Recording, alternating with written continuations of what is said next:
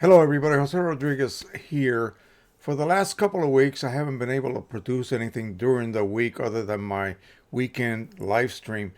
But I finally have some time and I'm going to devote it to producing some videos about some of the subjects that I discussed during the live streams. And it will be a little bit more detailed than what I was able to do during the 2 hours of normally my live stream runs. Normally, I end up printing something, and that usually ends up taking quite a bit of time. But I'm going to go ahead and talk about a subject of refilling and refilling what? CLI 42s for your Pro 100s. This is probably the most well known printer Canon has ever produced. And of course, pretty much immediately we figured out a way to refill them the simplest, easiest way that will not actually reduce the efficiency of ink delivery. We cannot reduce that because we are dealing with a sponge type cartridge, and that uses a certain type of internal hydraulics to feed that ink to the printhead. It has to be perfectly controlled, otherwise you're going to end up starving your printhead, and that's really the death of your printhead, because if you reduce the flow of ink, it will not be able to cool that particular channel.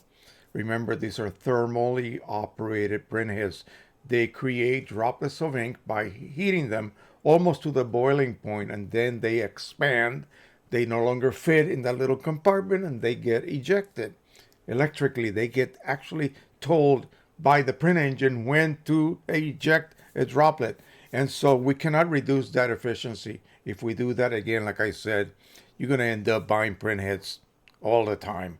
So in order to do this properly, I always recommend, if you're using a modified cartridge, of course, get 8 of them from one of my providers, Rick Johnson, on my video descriptions, eBay store. Buy those already modified cartridges from him. Buy the holder from Rudy Hallamum. Keep them in line. And here's a practice that I always repeatedly recommend that you perform. When one cartridge almost becomes low, take all 8 of them out. You might wonder, what are you talking about? Yes, take all 8 of them out, put the caps on them, put them in the holders. Later on, you can reset and refill those.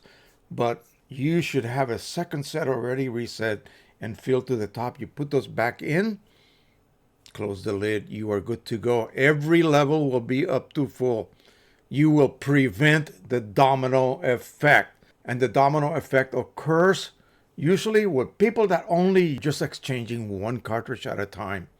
If you do that, because the colors, all 8 colors are being used at drastically different rates, so you will end up with levels all over the place. If you think that the levels drop evenly, no, you are wrong. They drop at different rates. And the effect of this is that, say you have a cartridge that's low, or say you're one of those that lets them go empty, God forbid. You take that cartridge out, you reset it and fill it, put it back in, close the lid. It performs what? A purge cycle. It has to purge the printhead of the possibility of air having entered into that one channel. All 8 colors, all 8 channels are going to lose some ink. And guess where that ink goes? To the internal waste ink pads. You do not want to increase the rate of saturation of those pads. Believe me, these repair centers don't want to deal with that, to actually, replace those pads. Okay, so follow this advice. One cartridge almost low, take all 8 of them out, replace it with 8 full and reset once. All levels go back up. You will never ever develop that domino effect. And what happens now? You can print for almost a month to 2 months before one cartridge is almost low again. If you do one single cartridge at a time, you'll be doing a constant number of purge cycles. You will be saturating that set of pads 8 times faster. You don't want to do that. My printer, over 10 years old, it has not thrown that, hey, my pads are saturated error at me yet. If it does that, It's going to the landfill, I am afraid, because there's no way that I can exchange those myself or even reset those counters back to zero. So let's look at another method of refilling. And I'm going to show you something rather interesting visually as to why you may want to consider vacuum filling your cartridges. How the heck do you do that? Well, you need a special device, and our good friend Rudy Hallamum has actually designed and perfected that device for us. It's on sale on his site. I have the link on my video descriptions as well. So, why do we care? Okay, why not just top fill all the cartridges? Because top filling is not the way the factory did it. The factory vacuum filled those cartridges initially, and they provide you with 100% ink flow, no starvation whatsoever. So imagine you being able to allow your cartridges to reach the end point or empty point. As long as the chip says I'm empty, the cartridge is still really not fully empty, but it's rather difficult to top fill because air has entered that sponge. So the only way to fill that cartridge properly is to vacuum fill it. Okay. Again, I have a video that shows you exactly how to do that. Check it out. Look for the playlist about Rudy Hallamum's items, and you will see that process being performed step by step. Now, it's a little bit more tedious, I have to warn you. Now, let me show you what an OEM cartridge that has gone empty, or not even empty, let's just say halfway down, brand new out of the box, it's untampered, it does not have any kind of plug installed. Look at the top of the sponge, and you will notice there's some white areas. It's like there's no ink up there. That's the way the OEM vacuum filling works. The only area you have to have ink is that lower half. There's a two-layer system. The lower half is fully saturated with ink. That's all you have to have. The rest of it, it doesn't really need ink, okay? So the factory filled, vacuum filled cartridge operates in this manner. If you open up a brand new one, you will see that the liquid chamber is full and the sponge is saturated, but not all the way to the top. Not all the way to the top. Okay, there's always going to be a little blank area. This is what a black one looks like after it ran dry. Look at the top again. You see what I mean? This is what a regularly top filling looks like. The whole sponge is saturated. And really, realistically, that, according to them, of course, they work fine. They don't get me wrong. They work perfectly well. But this is not the original condition the cartridge was in.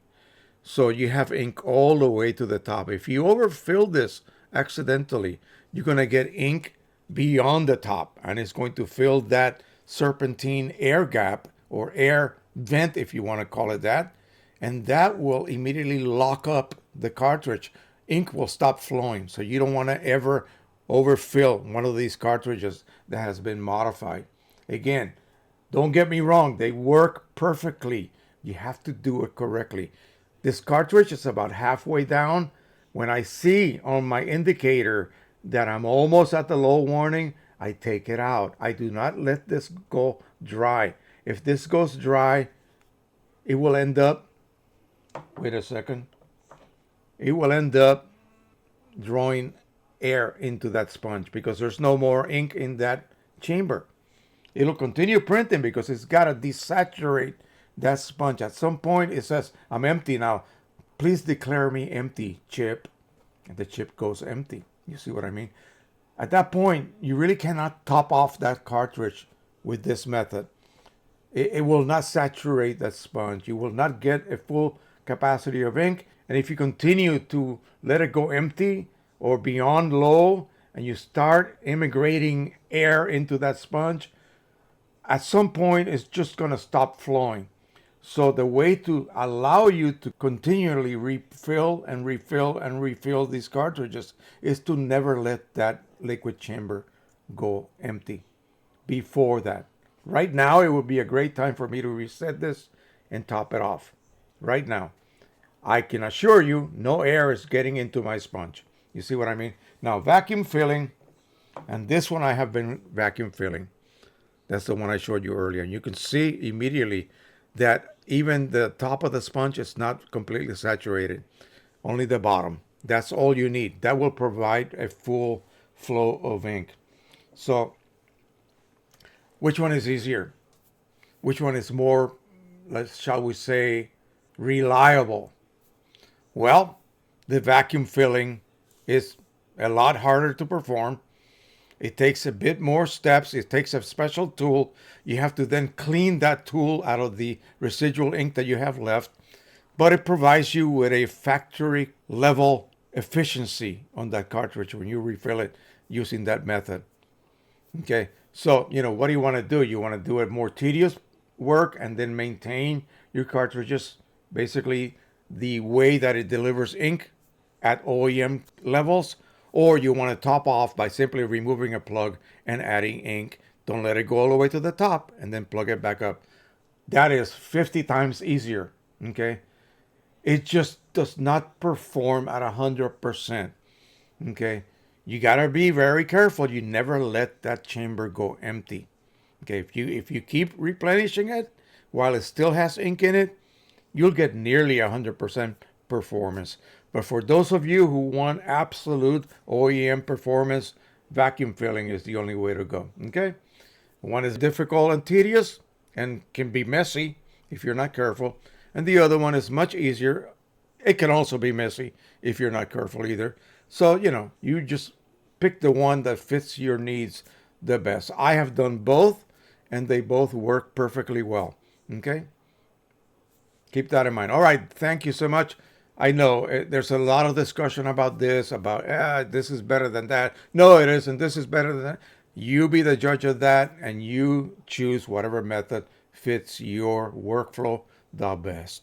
All right, so thank you so much. Don't forget to subscribe, share, and like. And as always, happy printing, happy refilling, whichever method you choose to use. Bye-bye, everybody.